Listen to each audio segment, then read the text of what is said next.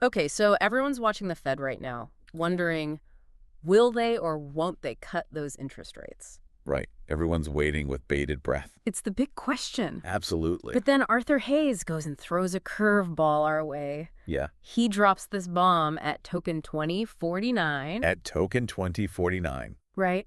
Saying that cutting rates, Yeah. it'd be a colossal mistake. It's a bold statement for sure. It is. And it's coming from Arthur Hayes, so people are listening. Right. This isn't just some random Exactly. person on Twitter. He's got a track record. He does. Former BitMEX CEO, understands traditional finance. Yeah. The crypto markets. So when he says something like this, Yeah. people listen up. Exactly. It makes you want to understand why he's saying this. So why is he saying it? Is he just trying to be provocative, or is there more to it? He's looking at the bigger picture. Okay. He's saying cutting rates might sound good in theory, Okay. but in reality Yeah. could actually hurt the U.S. dollar. Okay. I'm listening. See, the U.S. government's spending a lot right now. Right. Issuing tons of dollars. Yeah. And Hayes is saying cutting rates at the same time is like adding fuel to the fire. Okay. It could lead to inflation Right. and make the dollar less appealing to hold.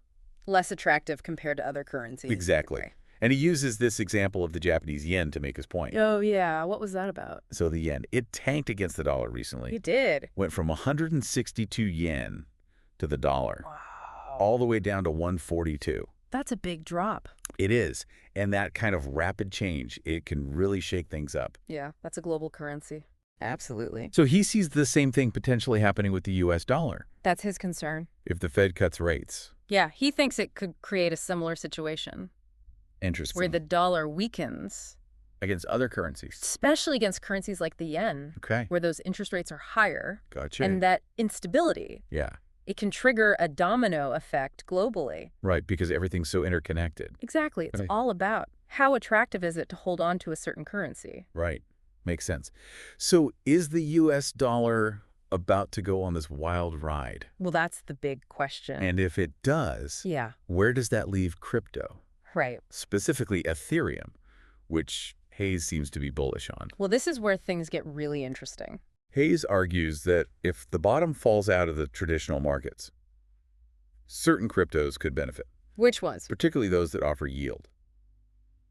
Great. So explain that. Sure. Because right now you can park your money in a US Treasury bill, get a decent return. Right around 5.5%. Why would I bother with something like DeFi? Right. If I can just buy a T-bill and be relatively safe. That's the key question. Right. And to understand Hayes's logic, Yeah. you have to understand DeFi. Okay. At its core, it's like an alternative financial system Okay. built on blockchain technology. Okay. It lets you lend, borrow, earn interest on your crypto, Okay. often with much higher returns than traditional finance. Right. But also higher risk. Exactly. Right. Higher potential returns always come with higher risk. All right. That's the trade-off. So DeFi is kind of like the Wild West of finance. Yeah, High risk, high reward. you got it. So where does Arthur Hayes fit into all of this? Well, he's looking at specific cryptos in this yield-generating space, Okay. particularly Ethereum, Athena, Pendle, and Ondo. Oh, okay. And this is interesting. He's putting his money where his mouth is. Oh, right. He's invested in 3 out of those 4. Wow. So he's not just talking the talk, Nope, he's walking the walk. except for Ondo. Yeah, not Ondo for some reason. Interesting. But how does this whole yield thing work if the Fed actually cuts rates? Okay. Because if those safer investments become less appealing, Right. why would people go for the riskier stuff? It all comes down to the returns. Explain it like I'm 5. All right, so imagine this. Okay. Right now, you can get a decent return on a U.S. Treasury bill. Like that 5.5% we were talking about. Exactly. Okay. But if interest rates drop, yeah. that return shrinks, Okay. suddenly taking on a bit more risk Yeah. in DeFi Yeah. to chase those higher yields. It doesn't seem so crazy anymore. Exactly. Okay. At least that's Hayes' bet. Interesting. So where does Ethereum fit into all of this? Well, Hayes calls it the internet bond. The internet bond. It's an analogy. Okay. Right now, you can earn about a 4% yield by staking your ETH. What does staking mean? So staking is basically locking up your ETH to help secure the network. And in exchange, you get rewards. Okay. It's similar to how a bond pays you interest. Okay, I get it. But 4% isn't that impressive. Yeah, compared to those T-bills. Not really. Especially with all the risk that's involved Exactly. with crypto. But Hayes argues, if rates drop and that T-bill yield goes down, Okay. suddenly that 4% on ETH Mm-hmm. it starts to look a lot more appealing. Yeah, I could see that. And remember, that's just the staking yield. Okay. There's a whole world of DeFi opportunities on Ethereum Well, I bet. that could offer even higher returns. Okay. But also way riskier. Exactly. High risk, high reward. That's the DeFi motto. I like it. So if the Fed's moves shake things up, Ethereum could become the go-to for yield. That's a big part of his prediction. Wow. But here's the really wild part. Okay. Hayes believes Ethereum could be much more than just a yield-generating asset. Okay. He sees it as money in the future. Hold on, ETH becoming money. Yeah. That sounds kind of out there. It's a bold prediction, It is? to say the least. What does that even mean in practice? So you're saying it's not just about like earning interest on your ETH. Right. It's like actually using it to buy and sell things. That's the idea. Wow. Am I- Using it at the grocery store Exactly. instead of my credit card. Paying for your groceries with ETH. Wow. Sending rent payments to your landlord with ETH. That's wild. Maybe even getting paid in ETH by your employer.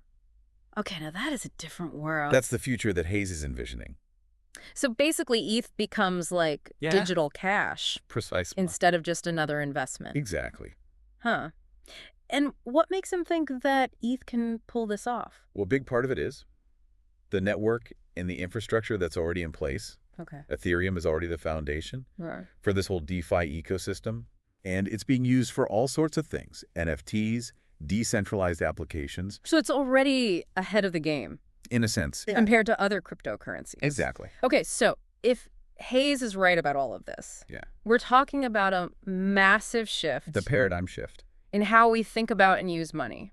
Absolutely. Wow, okay, so let's step back for a second. Sure. Arthur Hayes has given us a lot to think about. Yes. But what does it all mean for the average person? Right. Someone who's maybe intrigued by crypto, Yeah. but not quite ready to go all in. That's a great question. Should they be buying ETH based on this prediction? Well, I wouldn't say that. Okay. I think the important thing is to remember, these are just predictions. Right. There's no guarantee they'll come true. Always good to be reminded of that, Absolutely. especially in the crypto world.